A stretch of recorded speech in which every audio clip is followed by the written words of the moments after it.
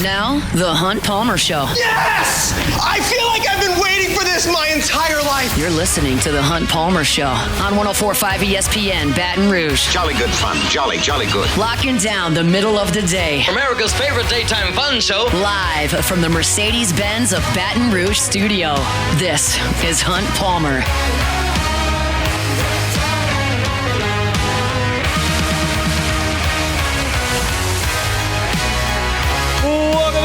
Hunt Palmer coming to you from the Mercedes-Benz of Baton Rouge studio downtown in the capital city on this Monday. Means we're brought to you by Gulf Coast Office Products. Hope your work week's off to a good start. Thanks for hanging out with us here at 104.5 ESPN Baton Rouge.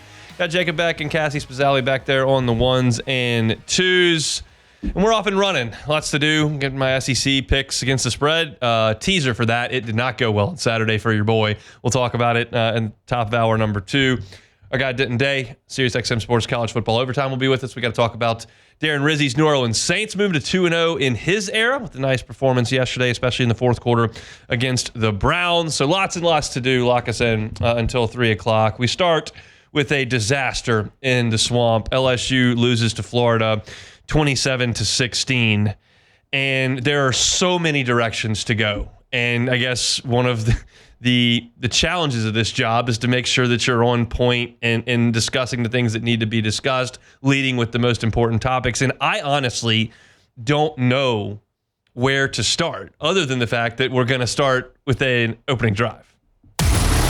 It's time for Hunt's Opening Drive, presented by Genesis of Baton Rouge. It was offense. It was defense. It was coaching. It was communication. It was special teams. Everything was bad for LSU on Saturday night in the swamp. And I hand up, picked LSU to win this game comfortably. And I did so because I still believed in some of LSU's identity as a team. And I thought Florida was terrible. And statistically speaking, what they put on film and on the field this year, what they've done, Billy Napier's entire tenure in Gainesville, has been pathetic.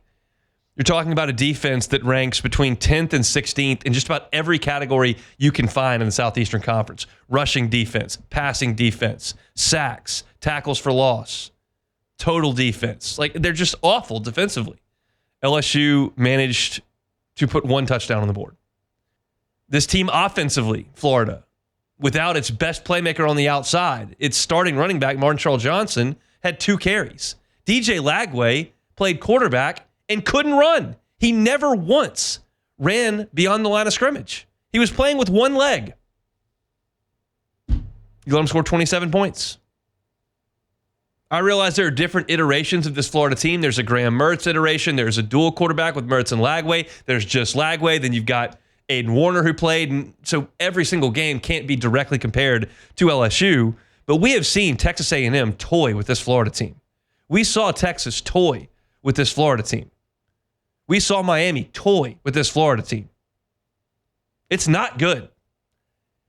And LSU overwhelmed Florida from a time of possession and offensive snap standpoint and still lost the game by 11 points.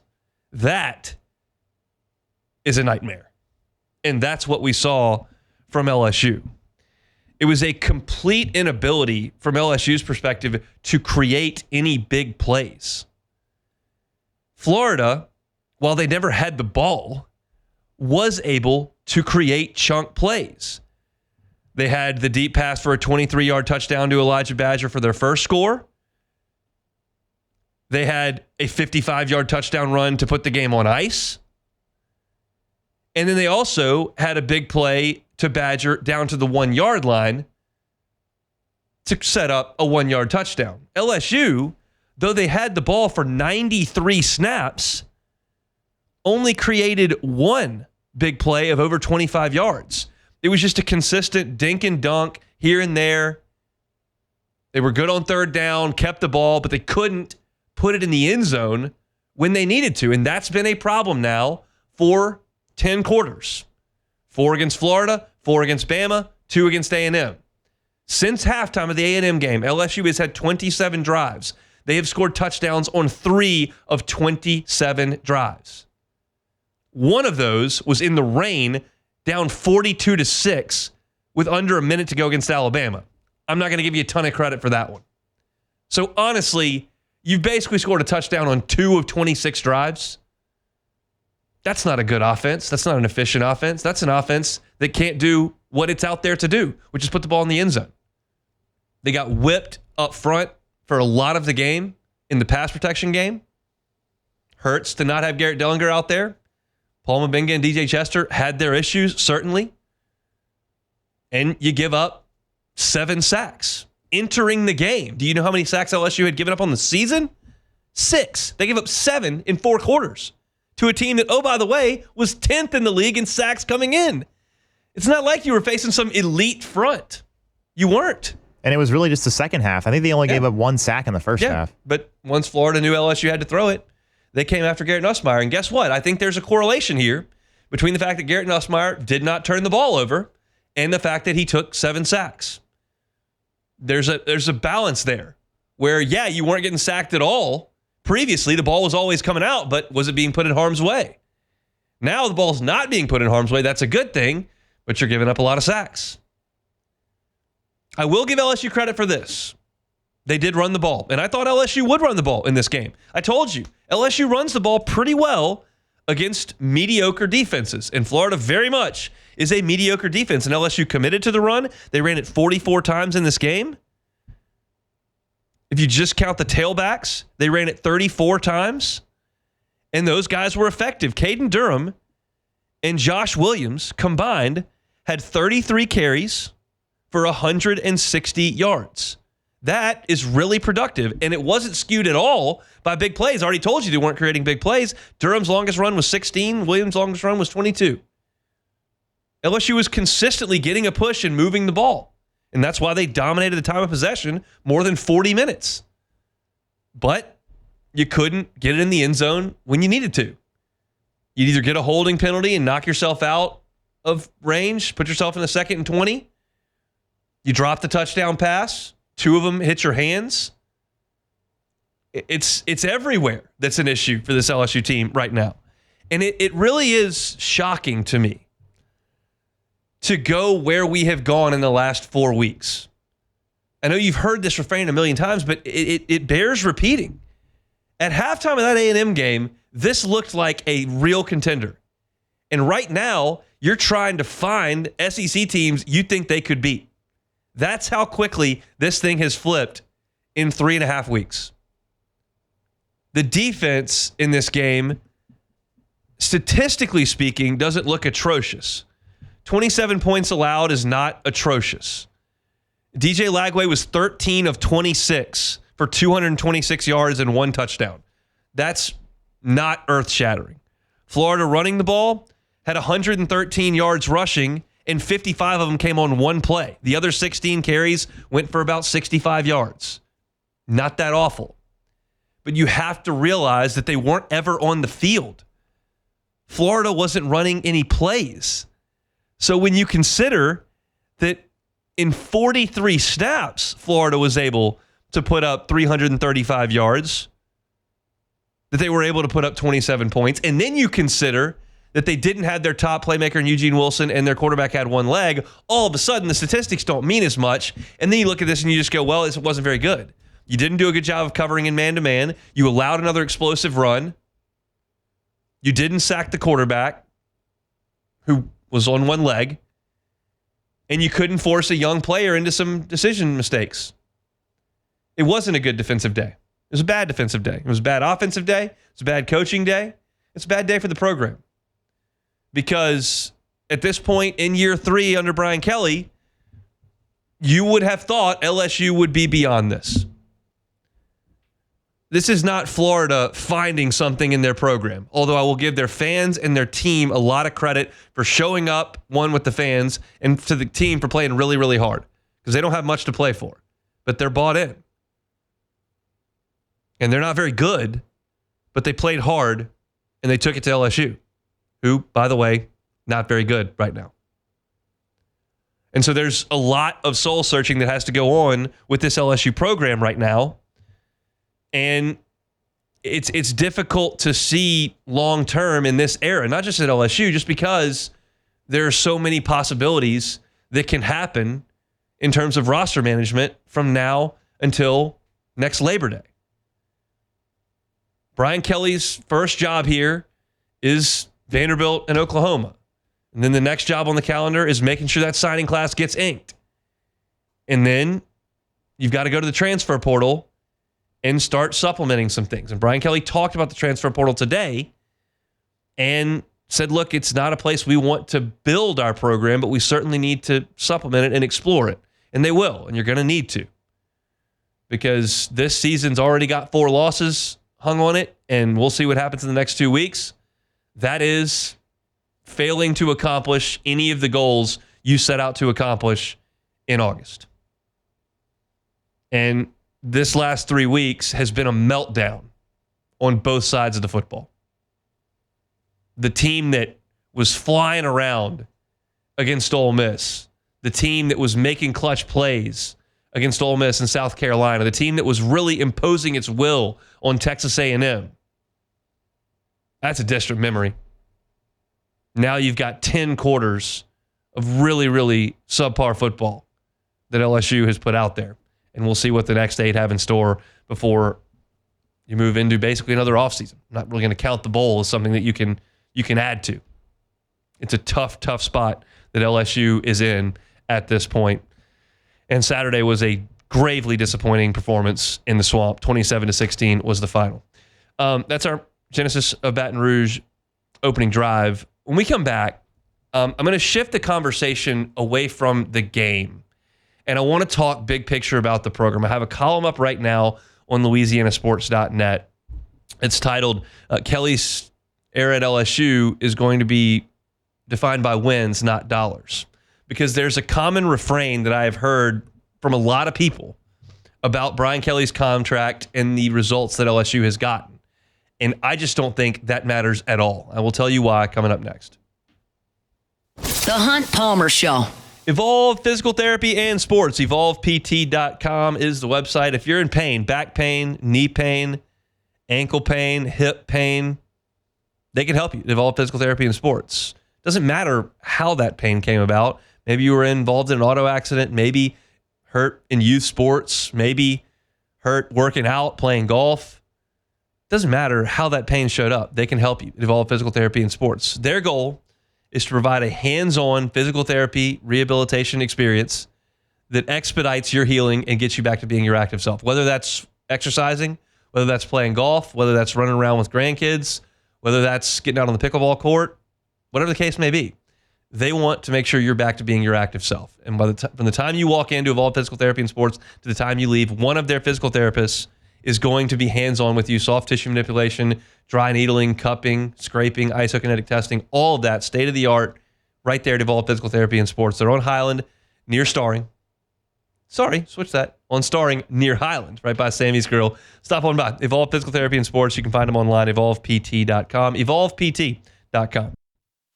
You're listening to The Hunt Palmer Show, brought to you by Gulf Coast Office Products.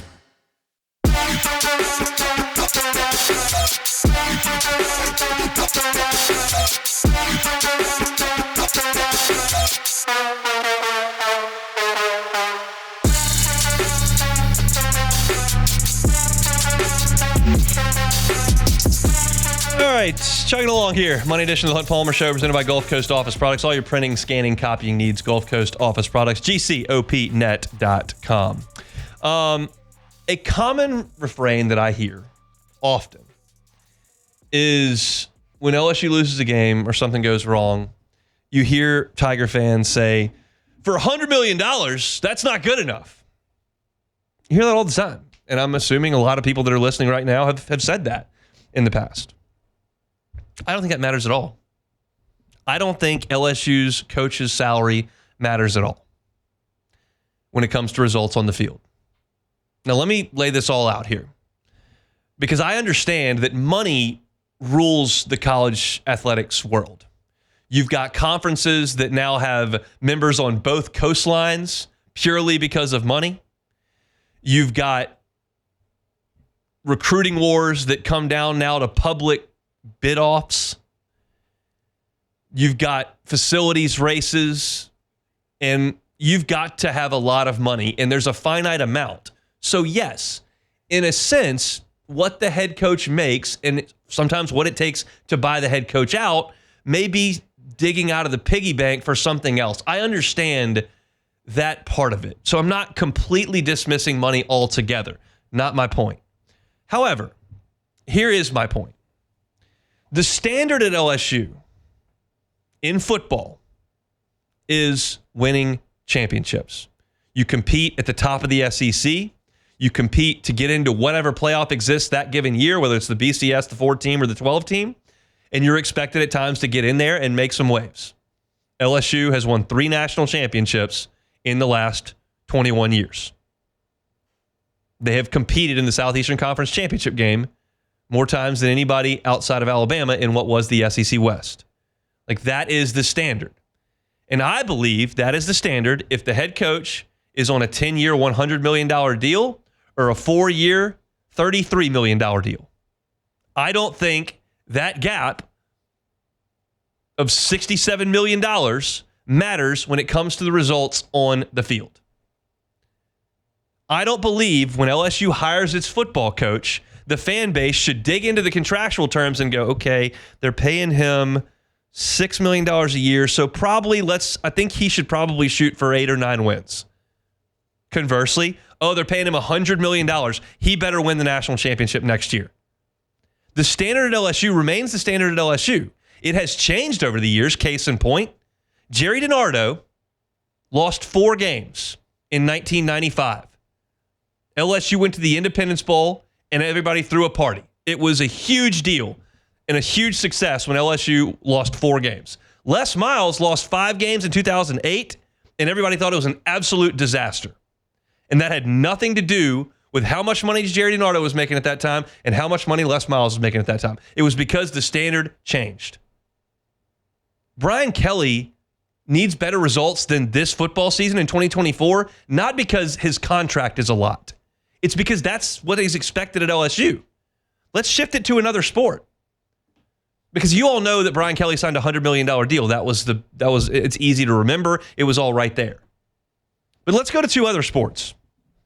Jay Johnson's job at LSU is to consistently compete at the top of the SEC, host regionals more often than he doesn't, advance to Omaha, and compete for national championships. That is the expectation.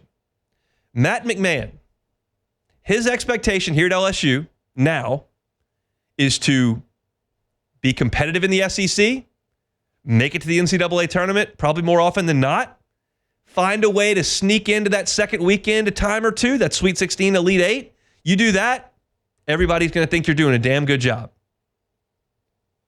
Those are very different standards. LSU in baseball better be in the top 8 in Omaha. You get to the top 8 in basketball, oh my goodness, that's really good work. And I tell you right now, as a guy who watches every LSU basketball game, as a guy who loves LSU baseball as much as anybody in this town, I have no idea whose salary's higher, Jay Johnson's or Matt McMahon's. I have no idea. I don't know. It doesn't matter.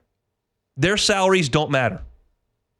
There's an expectation based on past history, and it gets readjusted at times, but there's an expectation, and that is what you're competing against. It's not dollars per win. So to go back to my initial caveat, I understand if you pay the head coach more money, there is not as much to spend on other things. I'm not dismissing that completely. I'm just telling you, I don't care what the coach makes because I'm not writing the checks. I've never written a check with 2 commas, ever. And if there are boosters that are doing that consistently and they want to tell me that it hurts worse to write those checks and not get results than it would if the check was less, well, they can speak to that, and that's not really my corner of the store. That's a personal thing with their dollars and cents. But for Joe Fan, this is not about the money. This is about performance. And right now, in 2024, LSU's performance is not good enough. And that is not because Brian Kelly is making $10 million this year. That is because there is a standard at LSU where you don't go 8-4, 7-5, 6-6. That's not supposed to happen. And when it does, that's a failure because of the standard, not because of the size of the check. That's just the way that I see it. Now, we can talk about the future of LSU football if you want. Brian Kelly's track record suggests that he will turn it around. His track record also suggests that year 3 sees a bump, and we didn't see that. And we can talk about the amount of production that this team is going to lose, because you saw, that offensive line completely overrated. They're not very good. Well, you saw Garrett Dellinger miss this game. Did you notice? Do you want to move Will Campbell and Emory Jones on as well? You think you might notice that? Because they're leaving. Josh Williams is leaving, and Kyron Lacey's leaving. Mason Taylor's probably leaving. Braden Swenson's leaving. Savion Jones is leaving. Zy Alexander's your best cover corner. He's leaving. You're losing a lot. And it feels shaky beyond that on this roster right now. But the transfer portal exists. This signing class looks phenomenal on paper. And I believe they've got a good coaching staff. That's a subjective measure, but I believe they do. And if you want to suggest that the 2025 signing class that's finishing their senior years right now, that'll be on campus, some in the spring and then the others in the summer, that class and LSU's coaching staff provide a really good foundation for the program moving forward into 25, 26, 27, you can make that argument. If you want to look at this and say, well, they wasted a generational offense last year, they're going to lose 4, 5, 6 games this year, and then they're going to lose most of the best players off that team. The short term looks awful. I'm not going to argue with that either. The truth is probably somewhere in the middle. But that's the discussion I want to have. I want to have a discussion of how do things get better. Not, this coach is making all this money, this is not good enough for the money. And the last thing I'll say here, and Beck, I'll get you to chime in on this because I think I'm in the minority on this. But the last thing I'll say is, and this is something that's been repeated by everybody that covers the team, so it's not really breaking news or some sort of shedding light on an opinion no one has. Brian Kelly is going to be the coach here next year. And he's going to be the coach here the next year, too, because there is not a $60 million piggy bank that LSU is going to dip into while they're paying Ed Ogeron, while they're paying Matt House and all that whole staff, while they're paying the current roster, while they're paying the seniors in high school that are about to show up here, while they're going to have to go to the transfer portal and pay those guys. Like, that's where money does matter. The buyout's not tenable. But the expectation is not dependent on the compensation of the head coach. It is what it is at LSU. And that's why LSU sits here in this position, and it's despicable. And some other programs in the country would be thrilled at 8-4. And that has nothing to do with what they pay their coach either. So those are my 2 cents on the coach makes too much money to lose this many games. Yeah, I don't think, because it's like I think about the NBA and how a couple of years ago the salary cap got raised, and you saw these guys who were 6th or 7th men on the team, and they're getting paid 20 or 30 million, and you're wondering yourself, why are these guys getting paid? It's just, that's what the standard of what guys make, it just keeps going up. Head coaches in college football, the standard for guys like Brian Kelly, it just keeps rising. Their agents are too good, and how much money they're going to make from teams is just going to keep rising. And so if you have a coach of his caliber, you're going to have to pay him a good bit of money. You can't go out, like, obviously, let's say, they hired Billy Napier. They could probably have gotten him for a little bit cheaper. But at the same thought of that, he's still going to be making a lot of money because he's the coach at LSU. So if you're the coach at LSU, you're going to make a lot of money. Like you said, the expectations are going to be high. But you're right. I agree with you in the sense that the money, it's going to be what the money is going to be. What the money is. LSU is going to pay their head coach a lot of money because it's LSU, and so. Trying to say that, he makes this much money is the reason why he should get fired now or next year, or that if they're paying him this much money, he has to win. That doesn't have anything to do with it, in my opinion. It's I think I laid out my case pretty well, and not to say that I'm right. I think I expressed how I feel adequately. There will be most people I think will disagree with me. Most people will say that when you command that kind of check, the results have to be better than this, and that you could use those funds elsewhere that you aren't paying to Brian Kelly. But again, my retort to that would simply be, I don't believe that anyone would think that the coach was doing an okay job at 8-4 if you cut his contract in half.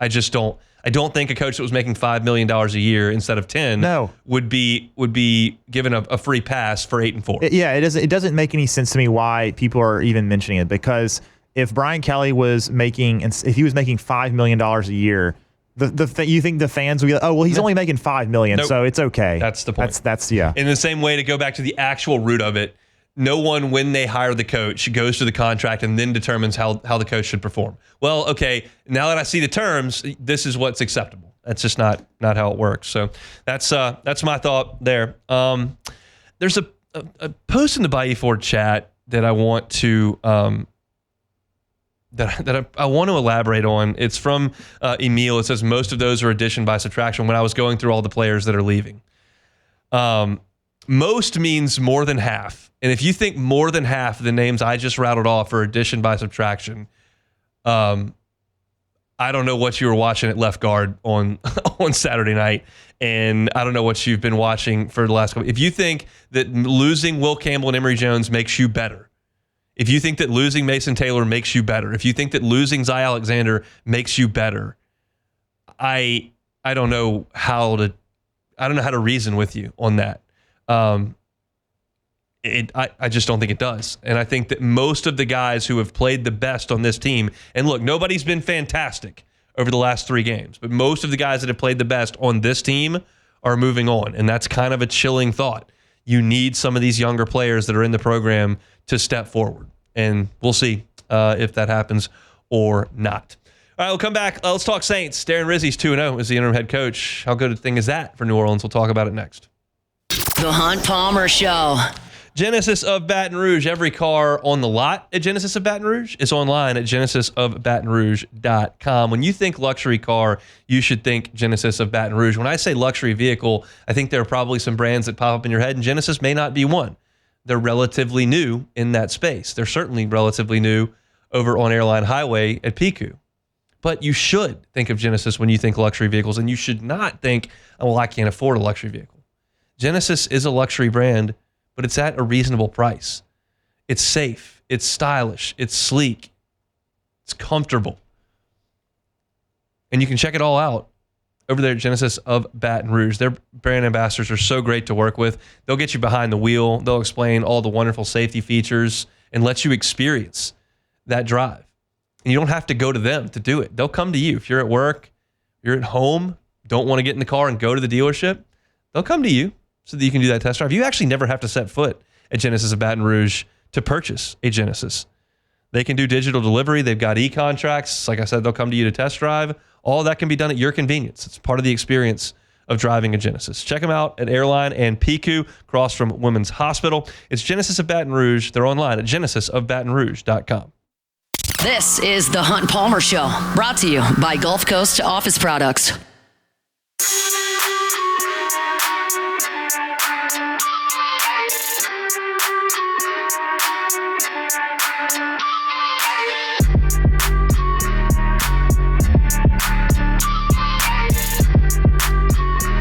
Talk with Denton Day, SiriusXM's college football overtime every Saturday. He joins us on Mondays here, bottom of hour number 2. So about an hour from now, we'll chat with Denton Day. We'll put LSU in the rearview mirror for now. We'll talk about the New Orleans Saints, who improved to 4-7 on the season with a convincing 35-14 win over the Cleveland Browns. Saints outscored the Browns 21-0 in the fourth quarter. Totally take control of the ball game and put it away.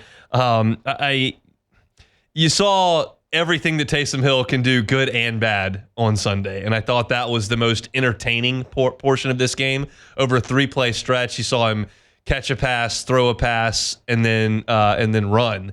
And he was everywhere in this game. He ran the ball 7 times for 138 yards, 3 touchdowns, including the long 75-yarder. He actually was most effective in the pass receiving game. He had 8 catches for 50 yards and then dropped back and threw it twice, 1 for a catch and then 1 for a really foolish interception. And that's part of the other thing that Taysom Hill does. He's just not a great deep ball thrower. I think most of the deception there is stuff that's around this little line of scrimmage and more more high percentage, but he floated one down there and got it picked off. He also fumbled, and on that fumble, he made a tackle. So Taysom Hill had a tackle.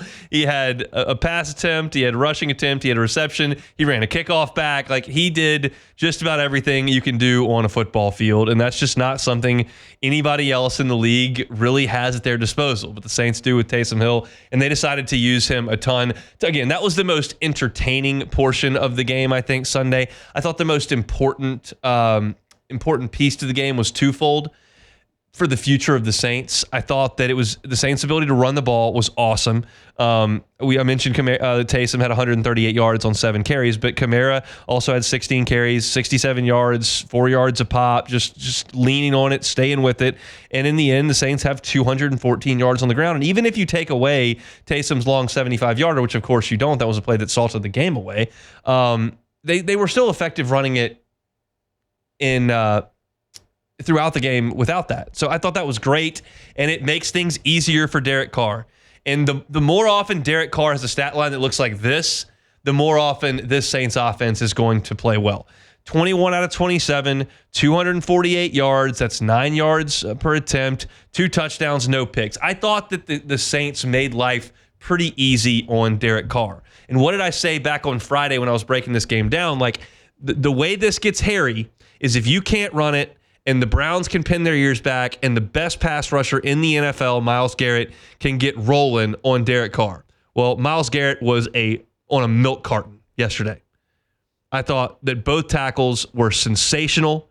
Fuaga, more so in dealing with Myles Garrett.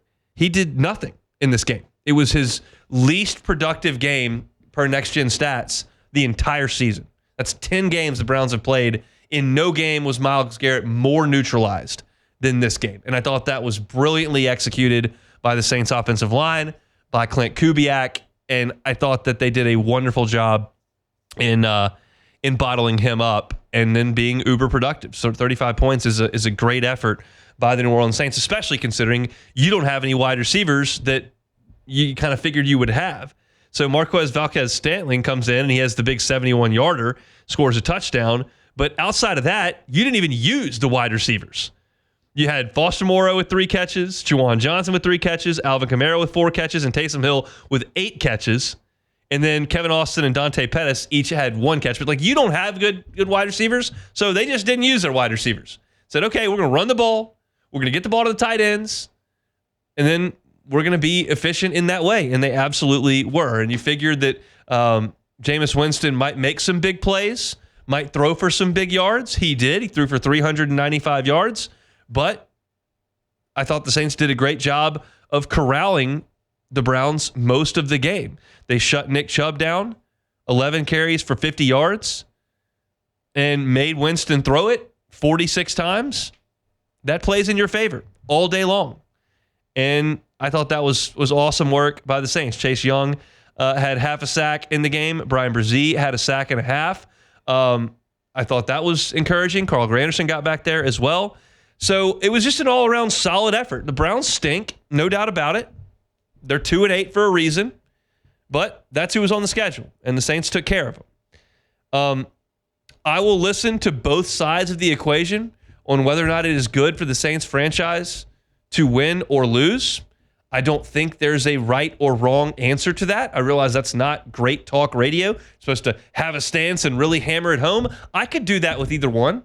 I could say this team has neither of its top 2 corners, traded your best defensive player away, your wide receivers are gone, you don't have anybody that hurts people there. Your quarterback's not great. You're in salary cap hell. You've already fired your coach. Like, this organization needs a reset. They need to lose. They need to be so high up in the first round that they have to take a quarterback. Like, I can listen to that. And I can also listen to, hey, by the way, the Bucs are in free fall. The Falcons stink. You just beat them. The rest of your schedule's not all that difficult. You got a bye week and then you play the Rams, who aren't any good. Why not try to win some games and see if you can sneak into the playoffs? Either one of those makes all the sense in the world. So as opposed to trying to bang the drum and hammer something home that I don't truly believe is the right thing, I would just pose it to you, Saints fans. You feel however you want to feel. And I think there are probably fans that are in both camps. There are probably fans that think that Darren Rizzi is a guy they want to be the leader of the New Orleans Saints. There are probably some people that say, we need a freaking reset, get rid of all these Peyton Allen people, get them out, get me some new blood. That's not wrong. But if you want Rizzy to be the new guy, then he's off to a pretty good start. Let's see how the next 6 weeks go. That's fine to pull for. It's an awkward spot. You'd rather, in late November, be feeling like, okay, let's find a way to get in the playoffs and make a push and try to go win a championship. I don't feel like this organization's in that spot.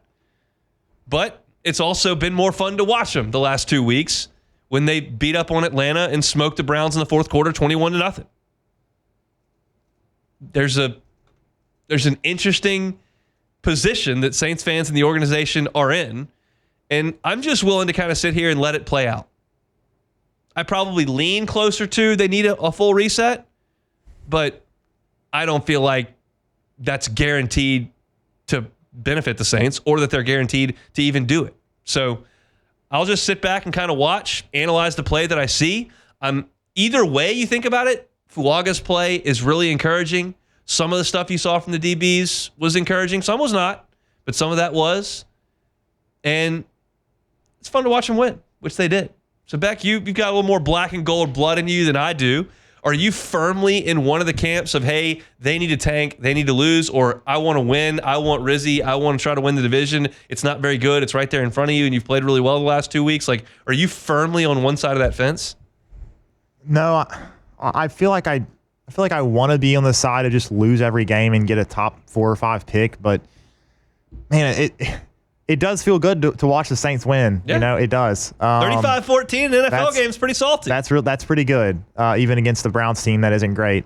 And again, like last week with the Falcons, the Browns actually ran the ball like not bad. Like Nick Chubb had 11 carries for 50 yards, 4.5 yards a carry. He only had 11 carries. So I'm kind of confused by the Browns throwing it 46 times. I know they got down the second half, but either way, the Saints win, and now they're 4-7. And if you just look at the standings in terms of the draft order, they are now sitting at the 10th pick, and they are in a log jam with a bunch of other teams.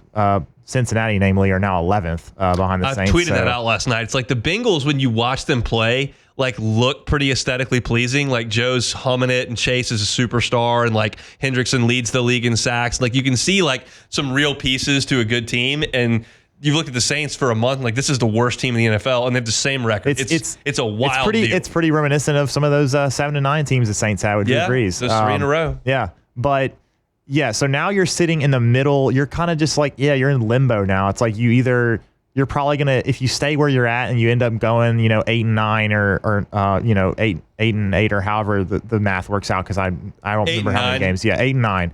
And you end up there kind of like last year, and you end up with the 17th pick. To me, that's no good. Like, I don't know why you're doing that. That's purgatory. It is. But the Saints, again, we've talked about this earlier in the year when they were losing. The Saints are going to try to win as many games as they can, because that's just who they are. That's just the way it goes. That's just the way it goes. I'm not, and that's one of the things, like, I already know the way the players and coaches are going to approach it. But you're thinking about how the fans think. I'm thinking about what the fans think. Yeah, and you look at this, I mean, the Rams come in after the Saints are on a bye. Like, that's imminently winnable. Then you've got a trip to the Giants, who believe will have Tommy DeVito playing quarterback at that point, maybe Drew Lock. Like, that's not very good. Then Washington comes in. That'll be a tough game to win. Then you're at the Packers, and that's a tough game to win. But you finish with the Raiders, who aren't very good, and then you go to Tampa at the end of the season, and they're in free fall. So we knew the back end of the schedule was manageable, but it's like the LSU baseball team last year. Like, we knew they had some winnable series late. If you could just stay afloat, they couldn't stay afloat. So and the Saints couldn't stay afloat. You lost 7 games in a row. So it's an odd place to be in, but unquestionably, watching them over the last 8 quarters has been more enjoyable. There's no doubt about that. And Coach Rizzy doing a nice job of pumping a little more life into the New Orleans Saints. We'll come back and close out hour number 1. When we come back, it is a Monday edition of the Hunt Palmer Show. The Hunt Palmer Show. Audio, video, security solutions, avssla.com. I was in the kitchen good bit of the evening yesterday, and when I was in the kitchen, I was listening to some podcast, right through the speakers in our house, and they were all put in by Audio Video Security Solutions. I can toggle through commercials and whatnot right there on my app, and the sound quality is fantastic. It is so easy to use. If you're looking for something like that, whether it's audio, whether it's video, or whether it's a security system for your home or your commercial property, which they can handle, Mitchell Fisher and his team at Audio Video Security Solutions need to be your first call. I always think it's a fantastic thing that I can give you the owner of the company's cell phone number every single day, because that's who your point person is going to be for your project. Mitchell's number is 225-439-7920. 225-439-7920. If you'd like to get started on a project with surround sound for your home entertainment space, your outdoor area as the fall is upon us here, you can do that with the folks at Audio Video Security Solutions. Check them out online at avssla.com, avssla.com. You're listening to The Hunt Palmer Show, brought to you by Gulf Coast Office Products.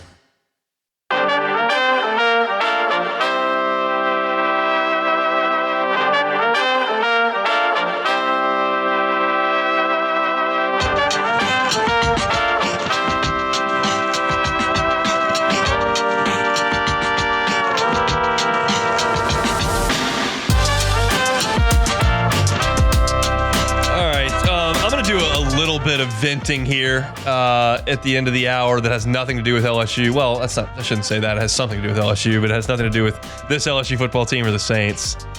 Y'all, I watch the Bengals. Like, I play 17 games. I probably watch 12 of the 17, 12 or 13. Like, WAFB does a really good job of picking them up when possible, and certainly they play a few in prime time every year that I watch. I'm not going to go somewhere to try to find it, but if it's accessible, I'll try to turn it on. They are so frustrating to watch. Joe Burrow is playing at an MVP level, while Lamar Jackson has been better statistically, but Burrow has been brilliant. Jamar Chase is the best receiver in the league. Hendrickson is great, may lead the league in sacks this year.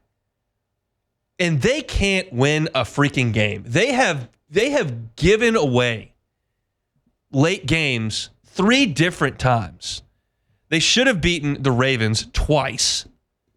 That's going to cost them dearly.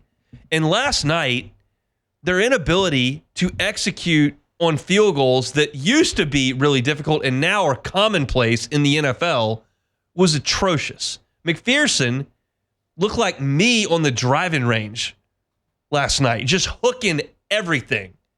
I mean, violent hooks that would get up in the air and just left turn, put a blinker on it. By the way, there were a lot of field goals missed on Sunday. It was really interesting, like especially with the Browns. Like, that's Dustin Hopkins is a really good kicker. He was missing 27 yarders. That's not good, but I don't care about Dustin Hopkins. I care about McPherson making some kicks so I can watch the Bengals play in the playoffs. Yeah, that would help if he had made those too. That would be 6 points. Couldn't make a kick against the Ravens to win the game, and couldn't help him with 2 misses in the fourth quarter last night.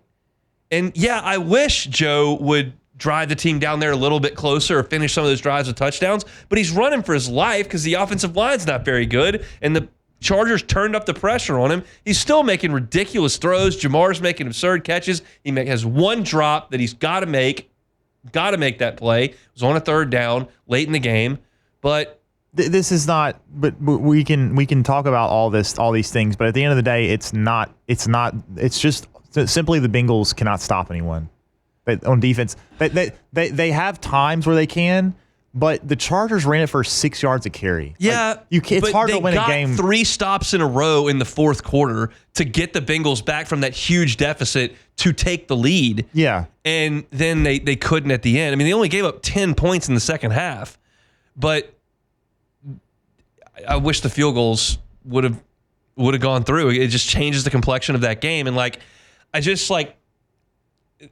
I'm trying. This is dramatic. I admit it. But Joe's got a finite amount of time that he's going to be in his prime. And it's longer at quarterback than it would be at most other positions. But you feel like you're losing chances. And they continue to get off to these terrible starts. Losing to the Patriots, that's just an awful loss. You can't lose that game. They shouldn't lose to the Patriots, and they did by a lot. And then they gave 2 games away against the Ravens, and then they can't close this game out when they really had it on their racket last night. You're talking about 4 or 5 games. And so it's just there aren't that many shots. And you felt like when Burrow got to the Super Bowl in year 2 going through Arrowhead, they're like, okay, like this is going to be something that we can see every year. And then there are injuries, and then you get off to these bad starts. And like you've only had one other bite at the apple since then. And oh, by the way, the AFC North is one of the best divisions. And the Steelers, I mean, have been the surprise of the year. I definitely didn't see that coming yesterday. But it's a bummer that you're going to waste another year of Joe in his mid-20s, and you're going to get up in age at a certain point. You still got plenty of time, but it's like I realize there is a finite amount of time. It's not going to get any easier. And this year is, and who knows what the future holds with Jamar. Like I'm assuming they're going to get a huge deal done with him, but that's going to eat up a massive amount of your salary cap. Or you decide that you're not going to pay him, which would be a very Bengals thing to do, and then you lose him. And he's incredible. Just absolutely absurd. Every single week, this guy is putting on a freaking show. And last night, 2 more touchdowns in 7 catches. This will be T. Higgins last year in Cincinnati. He had 9 catches for $148 and a score. Like they've got a lot of really good pieces, but they've dug themselves such a massive hole. And I gave the statistics on Friday, and apparently based on Sunday's results, they got even more drastic because I had the Bengals losing on Friday. I forget what the number was, but it was somewhere in the neighborhood. They missed, if they lost, the playoff chances were like 33% or something. They ran a graphic last night on the game that said it was like 17% or something. So your chances are pretty well toast with the Bengals, and that's a tough thing because I want to watch Joe in the playoffs. It's really fun, and I don't think you're going to be seeing that this year. So that's it for hour number 1. Come back after Sports Center. Look at my SEC picks against the spread, folks. They were not very good. The Hunt Palmer Show.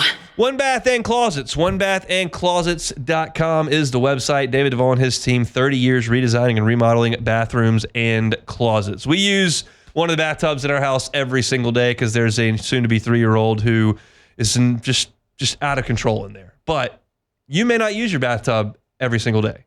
It may be old and dingy and not useful. Take it out. Put in a gorgeous glass walk-in shower. Change the aesthetic of your bathroom. Change the functionality of your bathroom. Add some value to your home. Make your bathroom the bathroom of your dreams. David Duvall and his team can do that. They do it each and every day. Start that process with a free consultation at OneBathAndClosets.com. If you're looking at financing, there are options available, 0% for 18 months if you qualify. They can do big, full-scale bathroom renovations and remodels. They can do simple like the tub-to-shower conversion, but you got to start with that free consultation at OneBathAndClosets.com. OneBathAndClosets.com.